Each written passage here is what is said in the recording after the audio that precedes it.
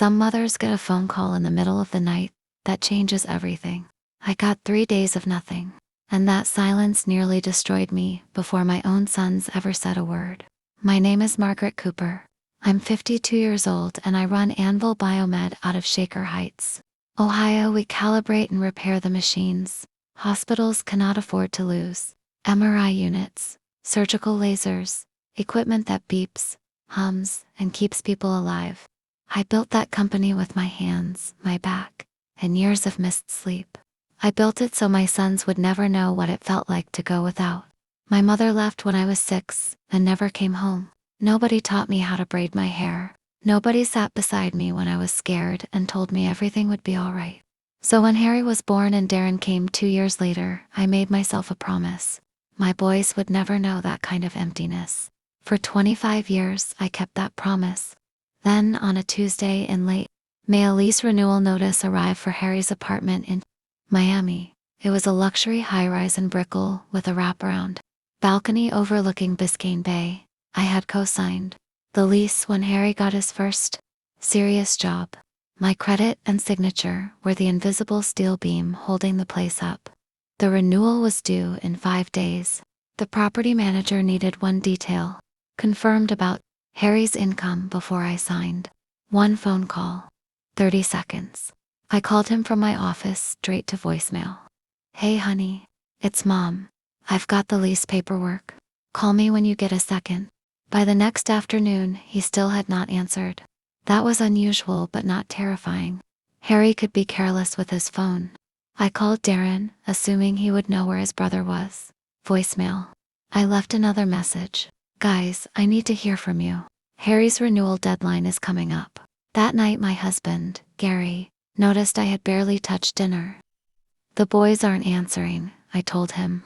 Neither of them? They're grown men, Margaret. They're probably busy. He was right.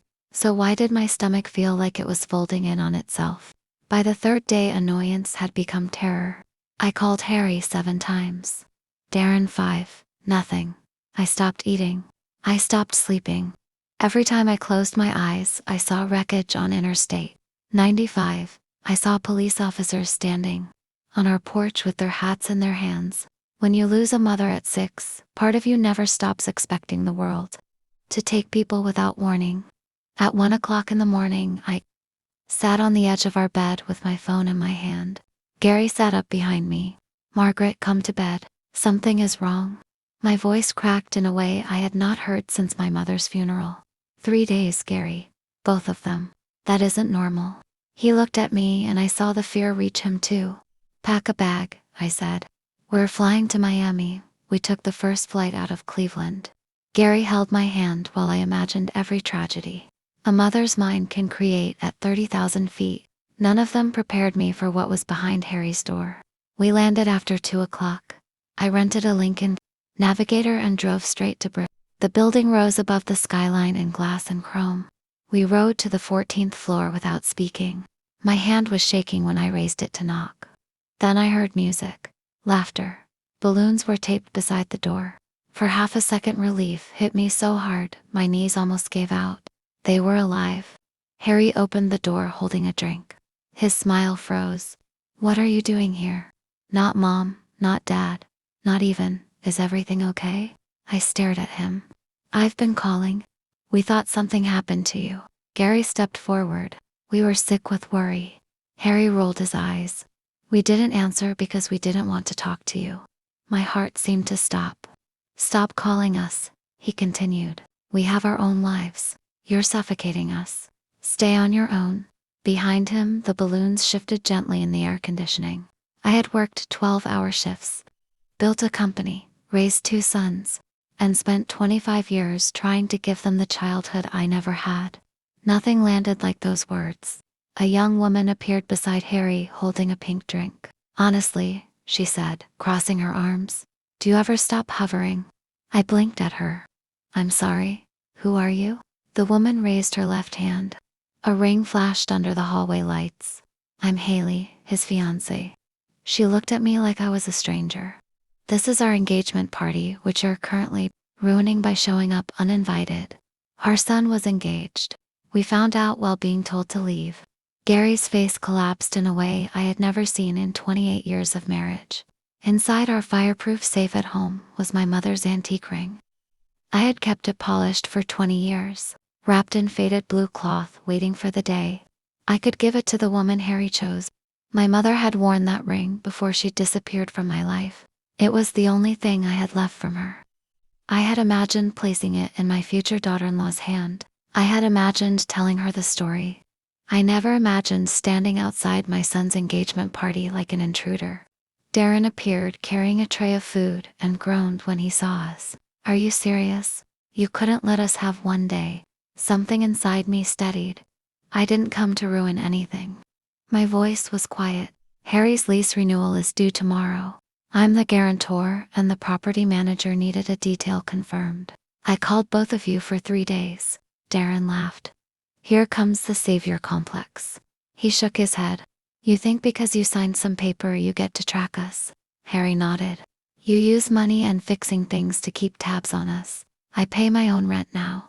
I don't need you acting like a hero." Then he said the part that broke something permanently. "We saw your calls. We ignored them on purpose."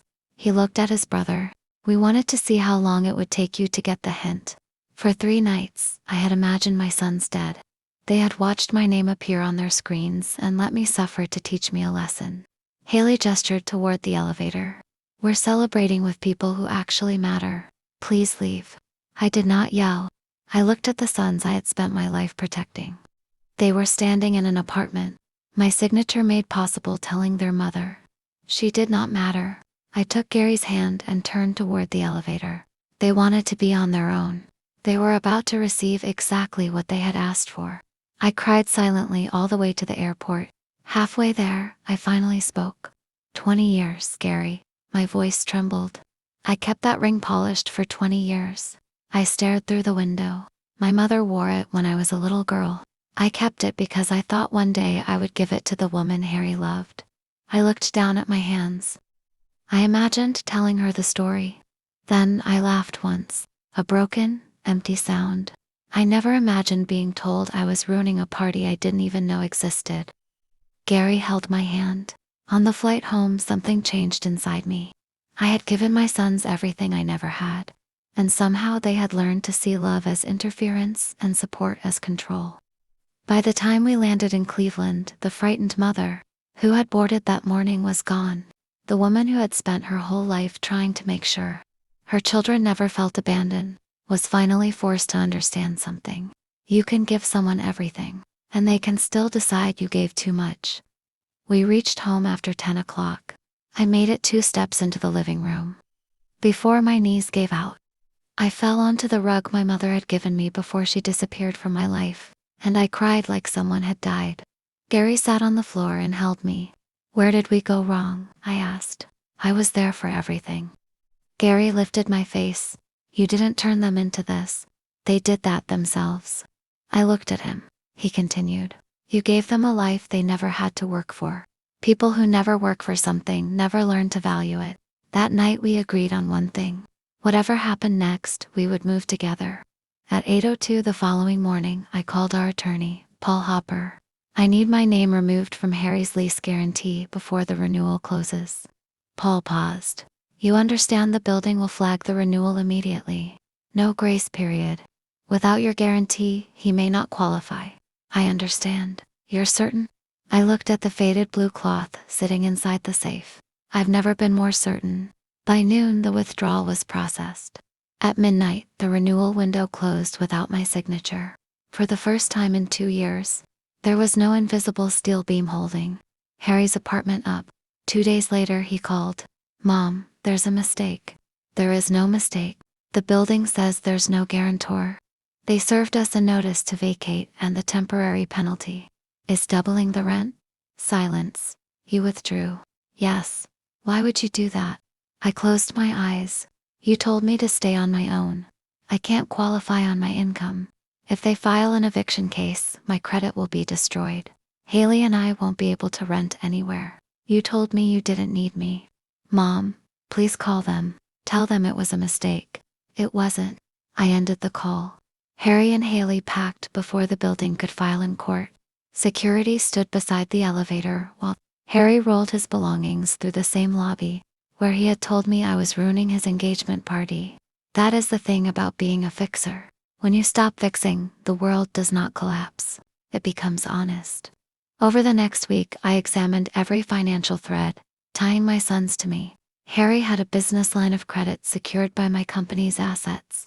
I revoked authorization for him to use my collateral. The bank froze the account and gave him 30 days to provide new security. I notified the lender on Darren's Jeep that I would not cover future delinquencies. Darren's credit alone was poor enough that the bank demanded a restructure. I did not argue with them. I let the banks measure my sons without my shadow covering them. 3 weeks later, a yellow rental truck pulled up outside our house.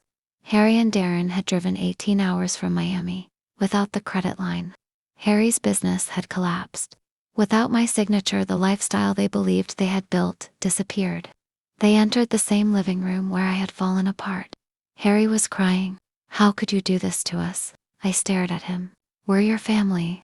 You're ruining our lives over one argument." "One argument." My voice was quiet. "You watched your father and me call for 3 days, while we thought you might be dead. You ignored us deliberately." I leaned back. "Now the world is teaching you what your silence taught us." His tears turned to anger. "You're a control freak. You want us to fail." "I don't want you to fail." I looked at both of them. "But you said you did not need me." I leaned forward. "If that is true, you do not need my name on your apartment, my company behind your business, or my signature on your debts." I paused. "That isn't revenge. It is adulthood." Harry searched for another weapon. "Mom would never agree to this."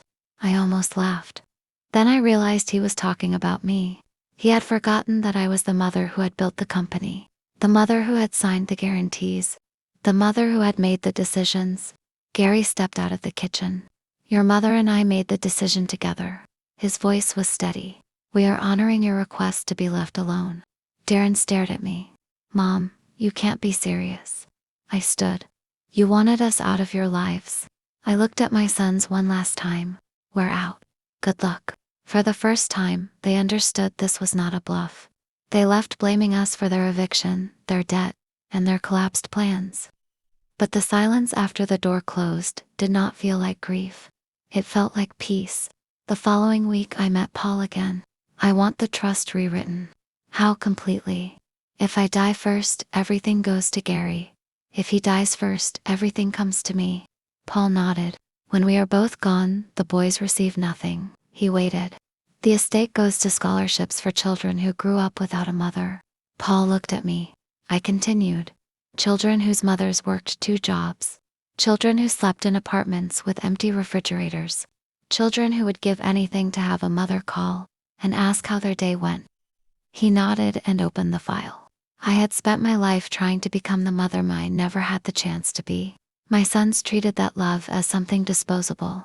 But there are children living in houses where mothers leave before sunrise and come home after dark, who understand exactly what a mother's presence is worth. That is where my legacy will go. Months passed. The calls slowed, and eventually they stopped. I heard Harry and Darren moved into a small apartment together outside the city. No balcony over Biscayne Bay, no luxury cars, just bills, rent, and the ordinary weight of adulthood. Sometimes it still hurts. Then I remember the hallway. I remember the balloons. I remember the ring wrapped in faded blue cloth. Most evenings now Gary and I sit on the back porch with coffee and watch the sun fade over the yard, where our boys once learned to ride bicycles. One evening I placed my hand over his. 28 years together, I said, and I finally understood something. I spent my entire life trying to protect my sons from the emptiness I grew up with. Somewhere along the way, I forgot to protect the man who had stood beside me through every version of myself. My sons have their own lives. They made that clear in a doorway in Miami. Gary and I have each other, and that, it turns out, is more than enough.